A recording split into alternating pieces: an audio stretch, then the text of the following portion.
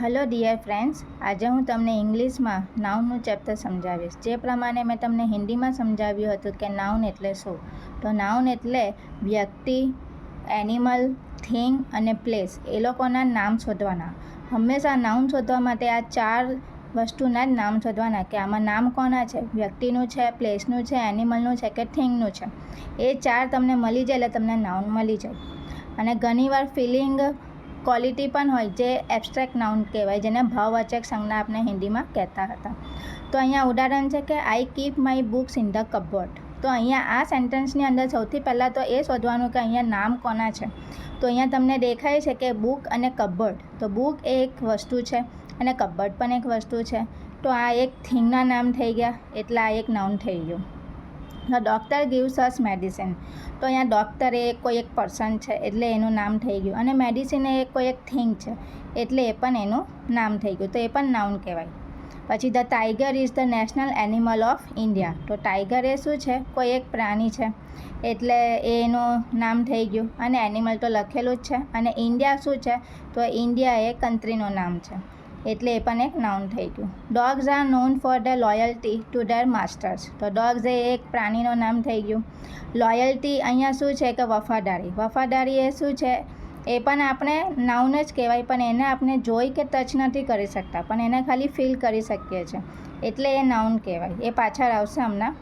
અને માસ્ટર, તો માસ્ટર એક પર્સન થઈ ગયું એટલે એ પણ એ નાઉન થઈ ગયું. હવે નાઉન કેટલા પ્રકારના હોય, તો નાઉન એ ટોટલ 4 પ્રકારના હોય, જેમ કે common noun, proper noun, collective noun, પછી એબ્સ્ટ્રેક્ટ નાઉન, કોન્ક્રીટ નાઉન, એવી રીતના આવે. તો કોમન નાઉન એમાં કઈ છે નહીં. કોમન નાઉન એટલે જે પ્રમાણે મેં હમણાં કીધું કે કોઈ પણ નાઉન શોધવા માટે આપણે હંમેશા 4 જણને શોધવાના. પર્સન છે, પ્લેસ છે, એનિમલ છે કે થિંગ છે, અથવા બીજી કોઈ વાર ફિલિંગ આવે. એ તમે શોધો એટલે તમને નાઉન મળી જાય. હવે અહીંયા સેન્ટેન્સ છે કે take care of your shoes said the teacher. તો અહીંયા શૂઝ એક થિંગ થઈ ગઈ અને ટીચર એક પર્સન થઈ ગયું. પણ જો અગર ટીચરનું નામ આપી દીધું હતે તો એ પાછું પ્રોપરમાં ચાલ્યું જતે. અને શૂઝ, તો શૂઝ કોના છે, બાટાના છે કે નથી, તો એનું પણ નામ આવી જતે તો એ પ્રોપરમાં ચાલ્યું જાય. પણ અહીંયા નામ નથી આપ્યું એટલે શું કહેવાય, કોમન નાઉન કહેવાય. The cat at the door belongs to our neighbour. તો અહીંયા કેટ એક એનિમલ છે, ડોર એક થિંગ છે અને નેબર એક પર્સન છે. આ લોકોના નામ આપ્યા નથી એટલે આ કોમન નાઉન કહેવાય. તો કોમન નાઉન એટલે એ જ કે એ લોકોના કોઈ સ્પેસિફિક નામ નહીં આપેલા હોય તો એ કોમન નાઉન કહેવાય. હવે આવ્યું પ્રોપર નાઉન. તો અહીંયા છે Jack nose how to play the guitar. તો અહીંયા જે નાઉન છે તે અહીંયા એક જેક છે. તો જેક એક પર્સનનું નામ છે અને ગિટાર એક થિંગનું નામ છે. પણ અહીંયા ગિટારનું નામ આપ્યું નથી એટલે એ કોમન નાઉન કહેવાય. અને જેક અહીંયા કોઈ એક પર્સનનું નામ આપી દીધું છે એટલે એ પ્રોપર નાઉન કહેવાય. અને પ્રોપર નાઉન શોધવા માટેની એક બીજી હિન્ટ છે કે હંમેશા કેપિટલ લેટરમાં લખેલો હોય એટલે તમને ખબર પડી જાય કે આ એક પ્રોપર નાઉન છે. Have you ever bin two England. તો ઇંગ્લેન્ડ એક કન્ટ્રીનું નામ છે એટલે ઇંગ્લેન્ડ અહીંયા જુઓ તો તમે કેપિટલમાં પણ લખેલું છે અને કોઈ કન્ટ્રીનું નામ સ્પેસિફાઈ કરી દીધેલું છે, ઇંગ્લેન્ડ છે એમ કહી દીધું છે એટલે એ પ્રોપર નાઉન કહેવાય. તો પ્રોપર નાઉનમાં હંમેશા એના નામ સ્પેસિફાઈ કરી દીધેલા હોય અને એ કેપિટલમાં લખેલું હોય. બીજું આવે છે કલેક્ટિવ નાઉન. કલેક્ટિવ નાઉન એટલે શું કે કોઈ ગ્રુપનું નામ હોય. જેમ કે અહીંયા ધ આર્મી ઓફ સોલ્જર્સ. તો અહીંયા સોલ્જરના ગ્રુપમાં એટલે ઘણા બધા લોકો હોય સાથે. તો અહીંયા સોલ્જર્સ હોય તો સોલ્જર્સ ઘણા બધા હોય તો એ લોકોનું આખા ગ્રુપને શું કહેવાય, આર્મી. તો ધ આર્મી ઓફ સોલ્જર્સ એમ કહેવાય. પછી ધ ફ્લીટ ઓફ શિપ્સ. તો અહીંયા શિપ જે બહુ બધા હોય શિપ, અને એનું જો ગ્રુપ હોય તો એને ફ્લીટ ઓફ શિપ્સ કહેવાય. પછી બર્ડ્સ બહુ બધા હોય તો એના ગ્રુપને શું કહેવાય, ધ ફ્લોક ઓફ બર્ડ્સ. પછી ચાવીઓ હોય તો ધ બંચ ઓફ કીઝ, એ રીતે કહેવાય. તો કલેક્ટિવ નાઉનમાં આ રીતે લખેલું હોય એનો ગ્રુપના નામ આપેલા હોય છે. તો આપણે એક એક્સરસાઇઝ કરીએ કે underline the proper noun and circle the common noun.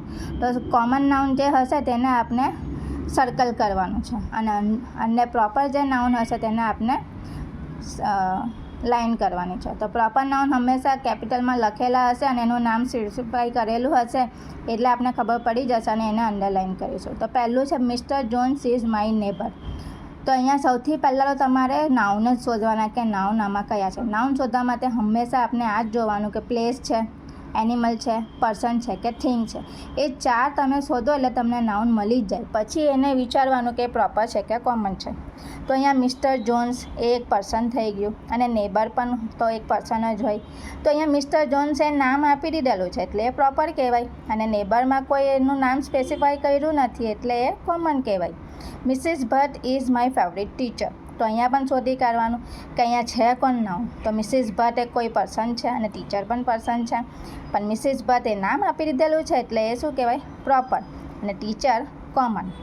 Jack and Ted are good friends. તો જેક અને ટેડ એ કેપિટલમાં છે એટલે એ તમને દેખાઈ પણ આવે છે કે કોઈના નામ છે એટલે એ પ્રોપર કહેવાય. અને ફ્રેન્ડ્સ એ પણ તો એક પર્સન જ કહેવાય પણ એના કોઈ નામ નથી એટલે શું કહેવાય એ કોમન છે. અને આપાથી પણ ખબર પડે કે જેક અને ટેડ કોણ છે તો ફ્રેન્ડ્સ છે. પછીનું સેન્ટેન્સ છે કે I have read the novel treasure island twice. તો અહીંયા તમને દેખાય છે કે નોવેલ એ શું છે એક થિંગ છે અને ટ્રેઝર આઇલેન્ડ ટ્વાઇસ એ નોવેલનું નામ આપેલું છે. તો નોવેલ એટલે એ પરથી ખબર પડી જાય કે નોવેલ એ કોમન છે તો એનું પ્રોપર કોણ ટ્રેઝર આઇલેન્ડ ટ્વાઇસ એનું નામ આપી દીધેલું છે. માય કઝિન અસીમ ઇઝ અરાઇવિંગ ટુ નાઇટ. તો કઝિન એક પર્સન હશે ને અસીમ કોઈનું નામ છે તો અસીમ નામ છે કોઈનું એટલે પ્રોપર કહેવાય અને અસીમ કોણ છે તો કઝિન. તો કઝિન એ કોમન થઈ ગયો. Vadodara is a beautiful city. તો વડોદરા એ કોઈનું સ્પેસિફિક નામ આપી જ દીધેલું છે સિટીનું એટલે એ શું કહેવાય પ્રોપર અને સિટી એ કોમન કહેવાય. વડોદરા શું છે તો સિટી. એ પરથી પણ ખબર પડી જાય proper common. The head girl Janaki is good in studies. તો ધ હેડ ગર્લ તો અહીંયા ગર્લ શોધી કાઢવાનું અને ગર્લનું નામ શું છે તો જાનકી. તો જાનકી એ પ્રોપર થયું ને ગર્લ એ કોમન થયું. Maharashtra is a state in western India. તો મહારાષ્ટ્ર એ સ્ટેટનું નામ છે એટલે સ્ટેટ કોમન, મહારાષ્ટ્ર પ્રોપર અને ઇન્ડિયા પણ નામ છે એટલે એ પ્રોપર કહેવાય. બરાબર. હવે આવ્યું કોન્ક્રીટ અને એબ્સ્ટ્રેક્ટ નાઉન. એક મિનિટ, તમે આનો સ્ક્રીનશોટ લઈ લો. તમે મને કમેન્ટમાં જણાવજો કે આમાં પ્રોપર નાઉન કોણ છે અને કોમન નાઉન કોણ છે અને મને એના આન્સર આપજો. હું તમને એના આન્સર તમે કહેશો એટલે હું જણાવીશ કે આન્સર સાચા છે કે નહીં. તમે સ્ક્રીનશોટ લઈ લો. લઈ લીધું? હવે છે કોન્ક્રીટ અને એબ્સ્ટ્રેક્ટ નાઉન. તો જે પ્રમાણે મેં તમને કીધું કે કોન્ક્રીટ નાઉન એટલે સિમ્પલ એ એક જાતનું કોમન નાઉન જ કહેવાય. એની અંદર બી સેમ તમારે પર્સન, એનિમલ, પ્લેસ અને થિંગ એના નામ શોધી કાઢવાના એટલે એ કોન્ક્રીટ નાઉન થઈ ગયું. પણ એની અંદર એટલું છે કે એને આપણે જોઈ શકીએ, ટચ કરી શકીએ, ફીલ કરી શકીએ. બરાબર. અને એબ્સ્ટ્રેક્ટ નાઉનમાં શું હોય કે એને આપણે જોઈ નથી શકતા, ટચ નથી કરી શકતા પણ ઓનલી ખાલી એને ફીલ કરી શકીએ છીએ. જેમ કે ઉપર કોન્ક્રીટ નાઉનમાં છે the girl field Har bucket with water from the વેલ. તો બકેટ એક થિંગ થઈ ગયું. શું ભરે છે તો વોટર અને કેમાંથી ભરે છે તો વેલમાંથી. તો વેલ પણ એક થિંગ થઈ ગયું, પ્લેસની જગ્યા થઈ ગઈ. બરાબર. એટલે એ શું થઈ ગયું અહીંયા કોન્ક્રીટ નાઉન કહેવાય. બરાબર. પછી પિંકુ એટલે આ તમને કીધેલું હોય કે એનો ક્વેશ્ચન જ એ રીતનો આપેલો હોય કે કોન્ક્રીટ નાઉન અને એબ્સ્ટ્રેક્ટ નાઉન શોધો તો ત્યારે તમારે આ રીતે લખવાનું હોય. પછી એ ભલે કોમન દેખાતું હોય પણ એ કોન્ક્રીટ નાઉન જ કહેવાય. પછી છે Pinku climb the tree two pluck the mangoes. તો અહીંયા ટ્રી એક થિંગ થઈ ગયું ને મેંગોઝ પણ એક ફ્રૂટનું નામ છે પણ એનું કોઈ સ્પેસિફિક નામ નથી કે મેંગો કઈ કે ભાઈ રાજાપુરી છે પછી કેસર છે, આલ્ફા છે. એ નામ આપી દીધું હોય તો એ પ્રોપર કહેવાય પણ અહીંયા નામ નથી. અહીંયા તો આપણે વાત કરી રહેલા છે કોન્ક્રીટ અને એબ્સ્ટ્રેક્ટની. તો અહીંયા જે આ દેખાય છે નામ તે કોન્ક્રીટ કહેવાય. હવે આવે છે એબ્સ્ટ્રેક્ટ નાઉન. તો એબ્સ્ટ્રેક્ટ નાઉનમાં હંમેશા આપણે ભાવ આવતો હોય એટલે કે ફિલિંગ આવતી હોય કે the little boy jump with happiness.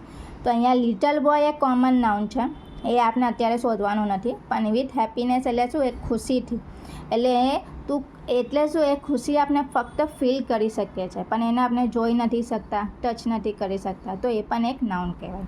The old man is known for his wisdom. તો વિઝડમ અહીંયા શું થઈ ગયું એ પણ આપણે એને ફીલ જ કરી શકીએ છીએ. બરાબર. The puppy trembled in fear. તો ફિયર એટલે ડર કે એને પણ આપણે ફક્ત ફીલ જ કરી શકીએ છીએ. તો આ બધા એબ્સ્ટ્રેક્ટ નાઉન કહેવાય. તો અહીંયા એક એક્સરસાઇઝ છે. Circle the abstract noun in this sentence. Only abstract noun જ આપણે સર્કલ કરતા. મેં તમને કીધું કે એબ્સ્ટ્રેક્ટ નાઉન એટલે આપણે ઓનલી એની ફિલિંગ જોવાની એટલે તમને એબ્સ્ટ્રેક્ટ નાઉન ખબર પડી જાય. તો Rajiv success brought his mother a lot of happiness. તો હેપીનેસ એટલે ખુશી એટલે એબ્સ્ટ્રેક્ટ થઈ ગયું. I ask for help from my teacher. તો હેલ્પ એટલે એ પણ એબ્સ્ટ્રેક્ટ થઈ ગયું. I find satisfaction in doing a task well, તો અહીંયા સેટિસ્ફેક્શન જેને આપણે ફીલ જ કરી શકીએ છીએ. I lost my purse because of his carelessness, તો કેરલેસનેસને પણ આપણે ફીલ જ કરી શકીએ છીએ. Mona is afraid of darkness, તો ડાર્કનેસને પણ ફીલ કરી શકીએ છીએ. I can hear movement in the corridor, તો મૂવમેન્ટ એટલે કે હલનચલન, એને પણ આપણે ખાલી ફીલ કરી શકીએ છીએ. Mangoes grown in Malda are known for their sweetness, તો સ્વીટનેસ પણ થઈ ગયું. અને લાસ્ટમાં છે ડિસ્ટર્બન્સ, બરાબર. તો આ બધાને જેને આપણે ફીલ કરી શકીએ છીએ તેને એબ્સ્ટ્રેક્ટ નાઉન કહેવાય. ઓકે. પછી આવે કમ્પાઉન્ડ નાઉન. તો કમ્પાઉન્ડ નાઉન તો એકદમ ઇઝી આવે. બે વર્ડ આપેલા એને જોઈન કરી દેવાનું. તો ટાઈમ પ્લસ ટેબલ, તો ટાઈમ ટેબલ એ તમારું કમ્પાઉન્ડ નાઉન બની ગયું. બ્લેક પ્લસ બોર્ડ, તો બ્લેક બોર્ડ એ કમ્પાઉન્ડ નાઉન બની ગયું. તો અહીંયા underline the compound noun in this sentence. તો I read the newspaper in the morning. તો ન્યૂઝ એટલે બે વર્ડ એવા અલગ અલગ હોય જેને જોઈન કરીને એક નવો વર્ડ બની જાય, એને કહેવાય કમ્પાઉન્ડ નાઉન. તો ન્યૂઝ પ્લસ પેપર, તો ન્યૂઝપેપર. ટી પ્લસ કપ, તો tea cup. Bed plus room, તો બેડરૂમ. ડોર પ્લસ બેલ, તો ડોરબેલ. સ્પોટ પ્લસ લાઇટ, તો સ્પોટલાઇટ. મેચ પ્લસ બોક્સ, તો match box. Hand plus bag, તો handbag. Great grandmother. Cook plus book, cookbook. તો બસ આ રીતના નાઉન આવે. તો નાઉનમાં આટલું જ આવે: પ્રોપર, કોમન, એબ્સ્ટ્રેક્ટ, કોન્ક્રીટ અને કલેક્ટિવ નાઉન. એક અહીંયા બીજું છે પ્રોપરને તો મેં તમને આપ્યું છે, તમે મને એના આન્સર આપજો, પછી આપજો, બરાબર.